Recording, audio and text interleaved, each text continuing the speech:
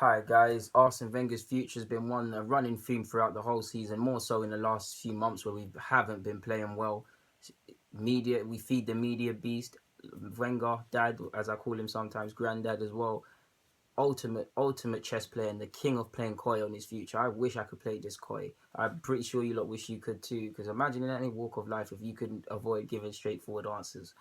Let's get into it, man. Sometimes the guy gives the impression he knows what he wants to do, then he doesn't want to know what he wants to do, that he's staying at the club, that he's going at the club, that it's the board's decision, that it's his decision, that he's not in control, that he is in control. We don't know. He plays coy. Like, is that to the point I don't know? Like, my gut tells me he's going to walk, my brain tells me he's going to stay. But let's go in, let's assess his options.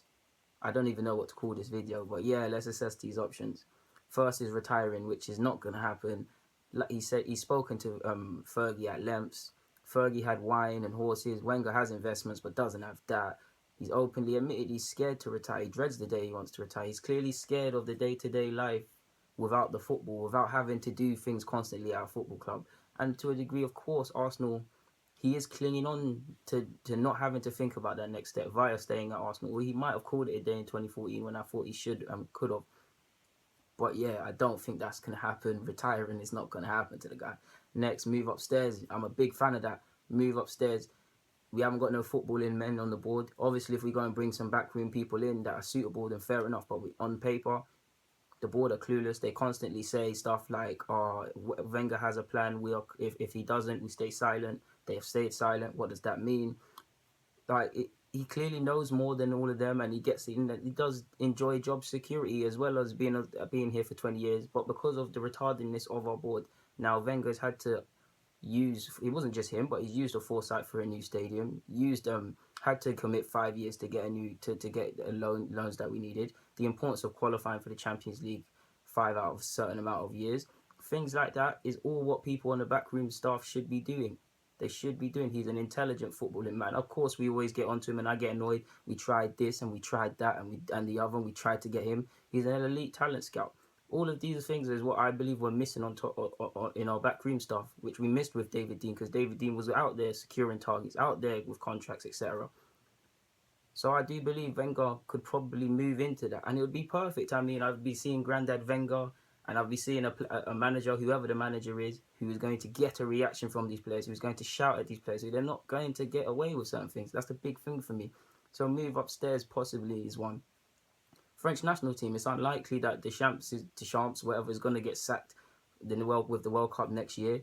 But if it did, you'd have to imagine they've long chased Wenger, and you'd have to imagine Wenger is a job that he probably holding out for at some point, or was probably wanted at some point. He's French, national pride, great youngsters. You'd have to admit, like I said, Deschamps probably stay there until what happens in the World Cup.